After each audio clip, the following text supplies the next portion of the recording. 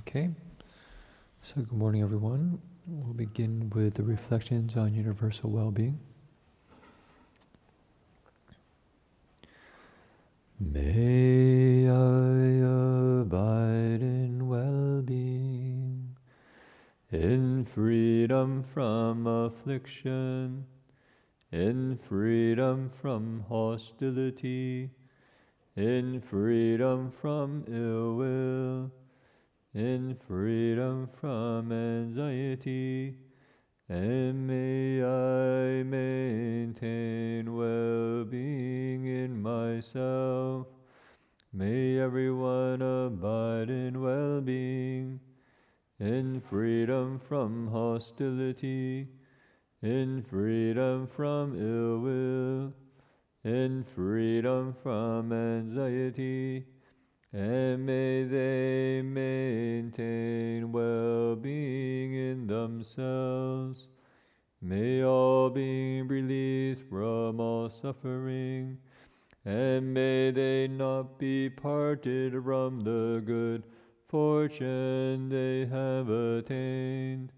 When they act upon intention, all beings are the owners of their action, and inherit its results. Their future is born from such action, companion to such action, and results will be their home.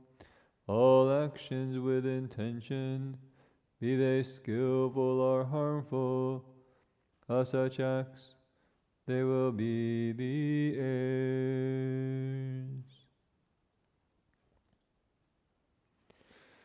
So good morning everyone.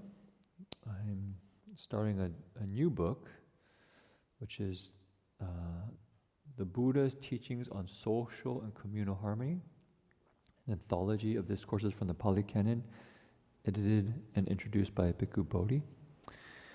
And this is a book that has the Buddha's teachings on how do we live together in harmony and mutual support. And I think it's very important in these current times where we often end up in conflict, in arguments, in mutual animosity. Rather than supporting each other, we somehow take joy in hurting each other, right, during these times. So what does the Buddha have to say about this? And I'm just going to start by reading a part of the general introduction of Bhikkhu Bodhi.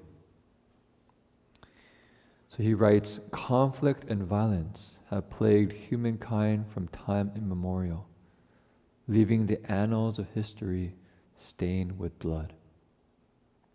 And now as well, we can see in Ukraine, the history repeats itself. Humans seem to find reasons to take up weapons and literally slice each other into bits. While the human heart has always stirred with a yearning for peace, harmony, and loving fellowship, the means of satisfying this yearning have ever proved elusive. We want peace, but somehow we don't know how to get there. In international relations, wars succeed one another like scenes in a film, with only brief pauses during which the hostile powers set about forging new alliances and make surreptitious grabs for territory. Social systems are constantly torn by class struggles, in which the elite class seeks to amass more privileges and the subordinate class to achieve greater rights and more security. Whether it is the conflict between masters and slaves, between feudal lords and serfs, between the aristocrats and the common people, between capital and labor. It seems that only the faces change while the underlying dynamics of the power struggle remain the same. Communities, I would add in families, as well are constantly threatened by internal strife. Rival bids for power, differences of opinion, and competing interests among their members can tear them apart, giving birth to new cycles of enmity. When each new war, division, or dispute has peaked, the hope rises that reconciliation will follow, that peace and unity will eventually prevail. Yet, again and again, these hopes are quickly disappointed. A moving passage in the scriptures of early Buddhism testifies to this disparity between our aspirations for peace and the stark reality of perpetual conflict. On one occasion, it is said, Shaka, the ruler of the gods, visited the Buddha and asked the anguished question, why is it that when people wish to live in peace, without hatred or enmity, they're everywhere embroiled in hatred and enmity? The same question rings down the ages, and will be asked with equal urgency about many trouble spots in today's world. Iraq and Syria, the Gaza Strip, the Central African Republic and South Sudan, Myanmar and Sri Lanka, Charleston and Baltimore. We could add now Ukraine and Russia. The problem must have weighed heavy on the Buddha's heart as he traveled the Ganges plain on his teaching tours. The society of his time was divided into separate castes, distinguished by the prerogatives of the elite and the servile status of those at the bottom. Those outside the caste system, the outcasts, were treated even worse, subjected to the most degrading indignities. The political landscape too was changing, as monarchies led by ambitious kings rose from the ashes of the older tribal states and embarked on military campaigns intended to expand their domains. Within the courts, personal rivalries among those hungry for power were bitter. Even the spiritual communities of the time were not immune to conflict. Philosophers and ascetics, proud of their theories, sparred with each other in passionate debates, each seeking to defeat their rivals and swell the ranks of their followers. In a deeply moving poem in the Sutta Nipata, the Buddha gives voice to the feeling of vertigo such violence has produced in him. Perhaps soon he left Kapilavatthu and witnessed firsthand the world outside his native land. This is the Buddha's verse. Fear has arisen from one who has taken violence. Behold, the people engaged in strife. I'll tell you of my sense of urgency, how I was stirred by a sense of urgency.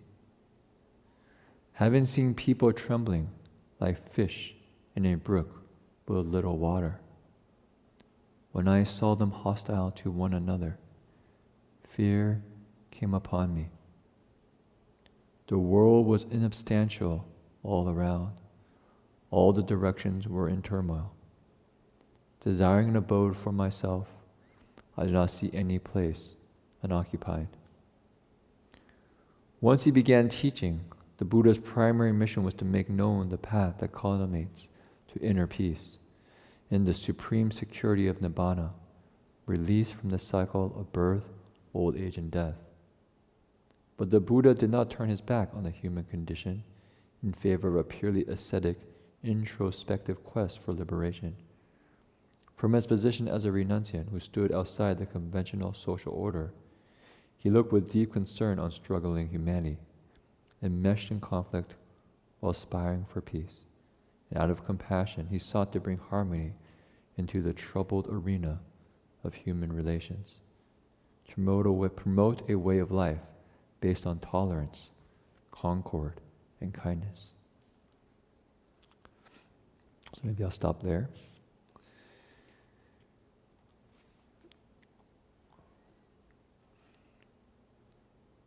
I think you can honestly add another place in the list that Bhikkhu Bodhi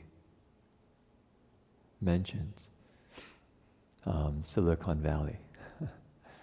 Right here where we are in this area, I've witnessed and observed that there's actually a lot of conflict.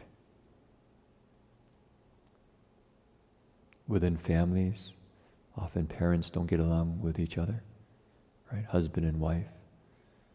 And then the parents and children often fight. In schools,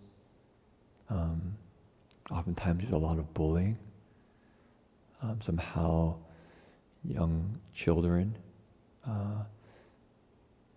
feel secure by making fun of someone they think is weaker than them, making fun of them. And this was honestly one of these kind of sense of urgency, gave me a kind of sense of urgency when I was a kid, growing up in this area. Just seeing the kind of conflict that was just all around me. And I thought, is this all that life offers? Is more conflict? That we end up, as Bhikkhu Bodhi writes, aspiring for peace and happiness, that end up in this kind of long-term resentment and conflict. And just recently, someone was sharing with us, with maybe say some of us, about some of the conflicts that he's experiencing in the family. Disagreements with spouse, disagreements with children.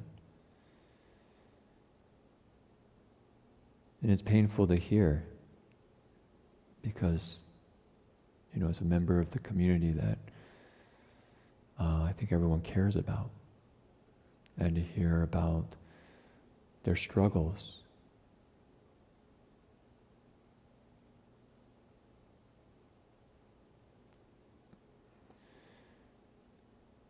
You could say,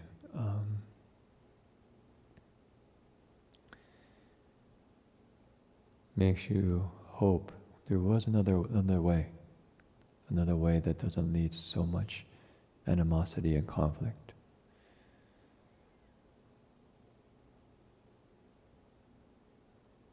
And so I think here in the monastery, we're trying to cultivate, create a kind of sanctuary where people's aspirations for peace can actually be realized. It's not easy because it requires us to face our habits, to face our tendencies actually towards aggression and control and needing things to be a certain way. But trusting in the form, trusting in the mold, trusting in the daily rhythm of practice, and also catching ourselves slipping into self-defeating, punishing narratives or external attacks. And just saying, okay, I don't need to follow that. Just come back home. That's kind of where the work is. And clearly you can be in the monastery. Although I can say sometimes even within the monastery, fights can break out. Disagreements can become resentments that become long-seated kind of places of tension. So in the end, of course, what's most important isn't to find some kind of safe external place, although sometimes it helps, but to see if we can create that place in our own hearts. So for instance, even within our families, we can do that. And I'll go into a little bit more as the days go by to see what's the Buddha's advice on this. Because he has many teachings on how does one live in harmony, in mutual support of each other and ourselves. So maybe just for today, I think it might be useful just to reflect in our lives and say, where are the places I have conflict? Where is there resentment and hatred? And is there another way? I want peace. I wish to find inner peace, but is there another way? What is that path? So I think that's a useful reflection, because it's that sense of pain and suffering that comes from seeing things clearly, that there's a sense of urgency to look for another way. And then when the answers come, then we actually have a real wish to learn it. Okay, so maybe just that much for this morning. We can begin with our 3 steps, 1 bow.